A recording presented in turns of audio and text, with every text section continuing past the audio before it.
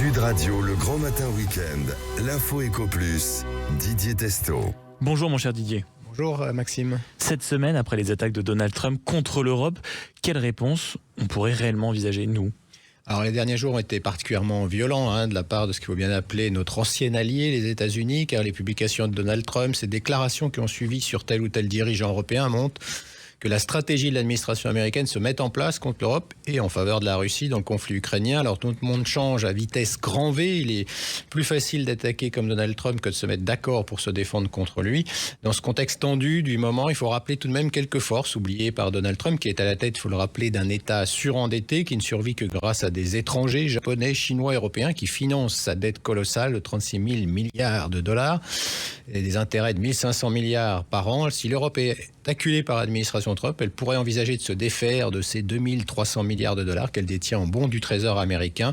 La Chine a pu montrer la voie dans son conflit contre l'administration Trump en vendant une partie de ses actifs. Alors ce n'est pas simple en réalité, car il y a des sujets de liquidité, donc ce n'est pas simple à mettre en œuvre, mais toujours utile dans un échange musclé avec l'administration américaine. Didier, il y a aussi le sujet des avoirs russes, ça représente 210 milliards de dollars. Est-ce que sur ce sujet, ça peut bouger un peu ? Alors cette semaine, ça a bougé. C'est vrai qu'il y a une divergence sévère entre les Washington qui souhaiteraient conserver ces fonds pour les utiliser dans le cadre de son futur accord de paix. L'Europe, elle, souhaite s'en servir comme un levier de négociation. Et c'est ce qui vient de se passer cette semaine et c'est assez important puisque l'Union européenne a déclenché son article 122 pour immobiliser indéfiniment ces actifs de la Banque centrale russe.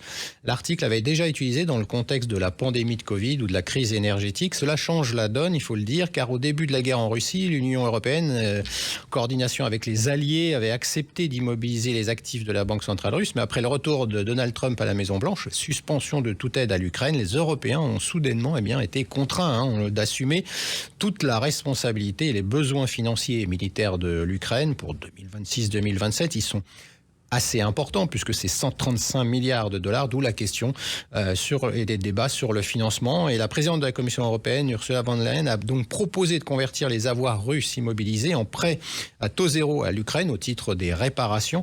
Kiev ne rembourserait le prêt que si Moscou paye les réparations de guerre. Résultat pour l'Union européenne, elle ne débourserait rien, ni le capital, ni les intérêts.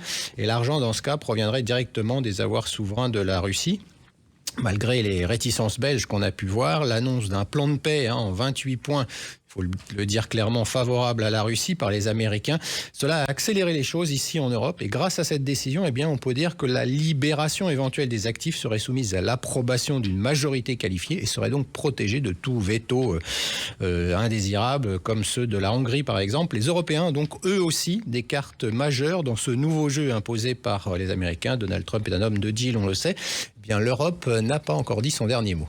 Et puis, si on doit rester du côté des États-Unis, allons voir du côté des entreprises, parce qu'on est loin des beaux discours de la Maison-Blanche. Alors clairement, au cours des 7 premiers mois de cette année, le nombre de faillites d'entreprises aux États-Unis a atteint le niveau le plus élevé depuis le début de la pandémie Covid. Selon un rapport récent, les États-Unis ont enregistré la plus forte augmentation des dépôts de bilan d'entreprises cet été, avec un pic Covid et laissant présager même que 2025 dépassera le total de l'année dernière. Selon la presse financière, des millions de jeunes Américains vivent aujourd'hui dans des voitures, des fourgonnettes ou des camping-cars, parce qu'ils n'arrivent pas à se loger. Pendant ce temps, ceux qui se trouvent tout en haut de la pyramide économique, les fameux 1% les plus riches, ont vu leur fortune augmenter de 4 000 milliards de dollars au cours de l'année écoulée.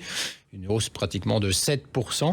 Le principal moteur de cet enrichissement des plus fortunés cette année, ça a été la bourse.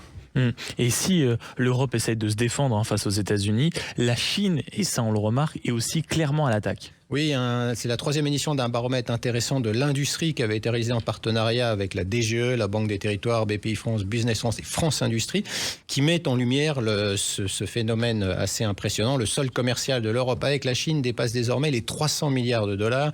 Le choc chinois vient aussi de ce nouveau durcissement des relations avec les États-Unis. On en parlait, la Chine doit trouver des débouchés structurels pour ses industries.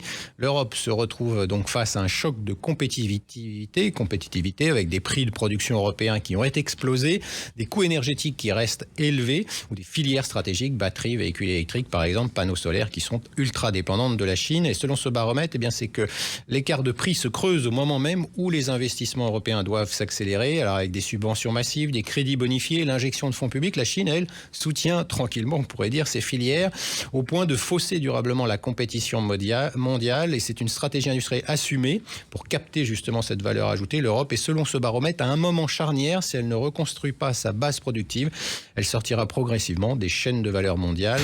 Il est impossible de nier que nous traversons donc ce moment historique. À ceux qui ont la responsabilité, comme disaient les politiques, qui sont en responsabilité, à eux d'agir au mieux de nos intérêts. Ça c'est sûr. Merci beaucoup Didier Destaut, fondateur de la Bourse et de La Vie TV. Merci.